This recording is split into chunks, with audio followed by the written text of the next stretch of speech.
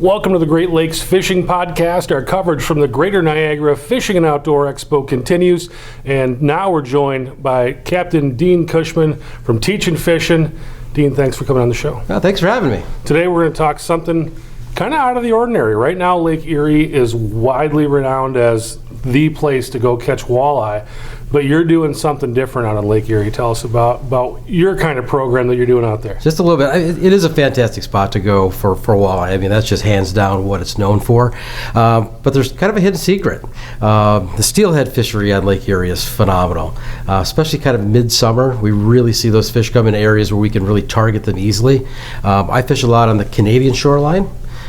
Pretty deep water, access to really deep water from that cold basin on the east end of the lake. So when that cold water starts to creep around the north shore, those steelhead come in, follow the bait, and they really come in, access to a couple ports over there. It's really, really good fishing. We're going to unwrap that in a second. All right. I want to rewind. Sure. Lake Erie, it wasn't too long ago and people thought it was kind of the Dead Sea. Yeah. And now everybody I bring in here, whether I talked to somebody about lake trout, I've talked to a lot of people obviously about walleye, now we're talking about steelhead. What has happened to turn that lake around? Well, I think, we've had some of the invasive species come in, and everybody, they bring their ills with them. But one thing we've had is the mussels, the zebra mussels, the quahog mussels. They've really cleaned that lake up. And I think to some detriment, too, that actually probably has contributed a little bit to the algae problem we've seen, especially in the western basin. But again, that lake has cleaned up tremendously from where it's been. And now habitat for this tremendous walleye fishery, and we're talking steelhead today.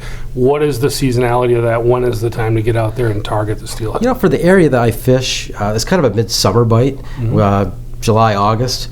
As years go on, you get into fall, you kind of see the fish migrate more towards the river mouths where they go to spawn. A lot of those fish are resident in Ohio, kind of spawn there and then kind of come back. So again, all summer they follow the bait, but there's kind of that seasonal movement of the south shore to the north shore and kind of back to the south shore. So your bite, what ports are you coming out of? Either Erie or Wheatley. There's two good ports right there. And what makes those areas good for when you're there? What makes it really good is when the summer currents set up and the eastern basin kind of pumps cold water along that north shore. As soon as we see cold water come up, the cold water bait come up, and then the steelhead follow right behind them. What are those fish predating on? A lot of smelt. That's kind of what really, when we get a good smelt run on that north shore, I say run, but they're following that cold water. When the smelt come in, the steelhead fishing is phenomenal. And what kind of depths are you fishing in? Well, I mentioned smelt. Early in the season, there's also a bug bite over there, too. We get a bug hatch. Mm-hmm. So again, steelhead are very nomadic. They really don't care much about anything. They're aggressive predators. So early in the season, they'll be up actually very, very close to the surface, 10 feet or shallower. As it progresses, they'll follow the bait. I would say most of the time we're probably fishing in that 60, 70 feet of water, probably targeting the fish at about 40. Okay. When you're fishing shallow, what kind of program are you running? What are you doing there? I run a lot of flat lines, inline weights, lead core. Lead core is phenomenal for that. You can get it out on the boards, run short segments, 1-2 color. We fish a lot of spoons. A lot of probably gold and copper would probably be our best over there. I think one thing that's a little different about Lake Erie is the water clarity. A lot of steelhead fishing, you think very, very clean water. Mm-hmm. Lake Erie's clean, but it's got a little different color to it. So our baits tend to be a little different color as well. So we fish a lot of copper colored baits over there. And again, I think it's just a product of what that looks like at depth. I don't know what it looks like to the fish. If they bite it, honestly, I don't care. But again, you got to approach it a little bit different than you would say, a fishery like Lake Michigan, where it's gin clear water. And so it's just, you got to adapt a little bit. What speeds are you running? Again, the fish will tell you that every day. I would say with steelhead, you can't go too fast. Mm-hmm. I probably start at 2 to 2.5, and you can go 3 to 3.5. You can't outrun these fish. They're just aggressive predators. When you're fishing at that time of year, what's the size structure? The size of the fish? Mm-hmm. We get some young of the year fish. I would say it's changed over the years, and it kind of depends what group of fish come up through there. You can expect to catch a lot of 3-4 pound fish. You get the right year. We had years over there where 8 to 10 to 12 pound was average, and those That's a tiger by the tail when you get a fish that big. Yeah, what's that like? Oh, yeah, these fish are so aerobatic.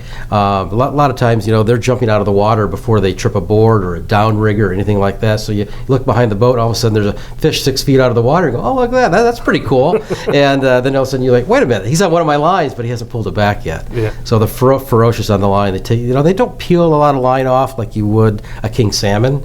But again, they are out of the water a lot. And that's kind of the challenge to actually handling those big fish, is figuring out as an angler how to keep them more in the water. Every time they jump, your chances of landing one probably go down with 50%. How do you do that? It's a lot of rod position. A lot of anglers, especially new anglers that I take over there, like to keep the rods kind of high, kind of at the 11, 12 o'clock.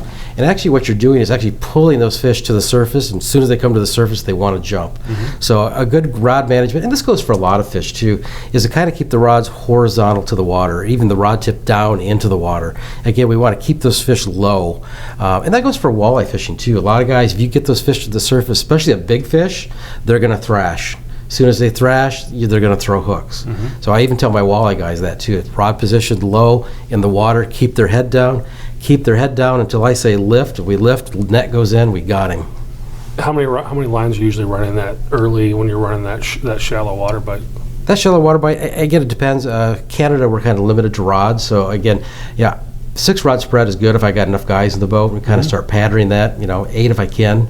We're kind of rod guys, so I like to get a lot of programs out there, ask the fish what they like, what they want to see, and then we'll just feed them what they want. When the getting's good, what kind of day is it like? Oh, it's 10, 20, 30, 40 fish a day. I mean, when you're on them, the fish are so aggressive, and I think that's part of the process too that people don't really spend a lot of time doing, is finding these fish. Mm-hmm. They move around a lot. You can't predict them from day to day where they're going to be. You got to go out actively search for them. Once you found them, they're going to be active. Get something in the water, figure out your program. Usually it's fairly quick to figure it out, and you're going to start putting fish in the boat. Yeah, what makes one spot better than another when you're out cruising these areas? We look a lot at current. You get in that big water, current actually is an edge. So that's such a current-driven fishery. You can actually look at some of the NOAA reporting and see where the currents are going, if they're east-west, if is there an eddy somewhere in there. And again, that's where I start looking for, basically invisible edges, so I can start seeing what concentrates fish. And those current seams definitely will concentrate fish. And as the season goes on, these fish get out in deeper water? It really depends on the water temperature and where the bait moves.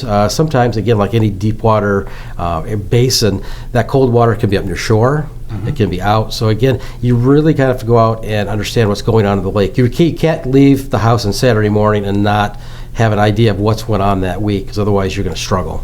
So you really got to watch the waves, the currents, the weather, and just understand have a good idea, I guess, when you leave the house of where those fish are probably going to be, and start looking there. Yeah, you said you were fishing later in the year, though, in the 60 foot of water. What does that look like as far as how you're setting things up? You said that the fish are generally around that 40 mark. How are you getting down to those 40 spots? Yeah, the 40 feet mark, again, what I really like to see at that 40 feet mark is a thermocline. When a thermocline sets up in that area, fishing is outstanding. And what that kind of does too, there's a lot of walleye in that area. And walleye become actually a trash fish, believe it or not, for that. we throw them in the live well, everybody likes to eat them. Right. But we get kind of annoyed by, another walleye. But what the thermocline does is actually separate the walleye from the steelhead as well, because the walleye will not typically go below the thermocline because the water's not oxygenated enough, cold, not oxygenated. So I'll target those lower depths with downriggers, with spoons, sometimes crankbaits down there. We'll pull a lot of divers, wire divers, regular divers on no stretch line, like trying to think of like a mason line, something like that.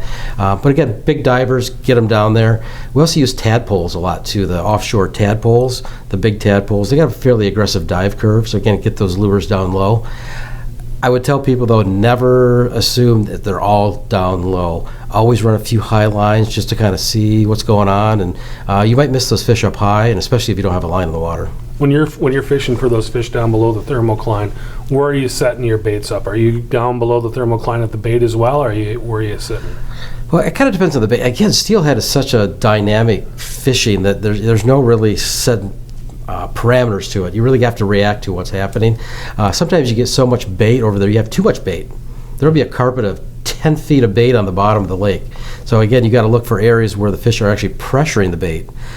So you come through and you look for kind of like a mountain in the middle of the bait, and that's where the fish are kind of being a predator, pushing the bait down and actually pushing the bait up and just having a feeding frenzy. So yeah, I would say we always got to target the fish above the fish. It's going to depend a little bit above that, how far that goes as far as water clarity. But again, these fish are aggressive. Don't be afraid to fish high above them. We're looking for an aggressive strike. We want to trigger them, and they'll come to you. What is this like as the season progresses later on into the fall? Are you still going after steelhead as the season progresses?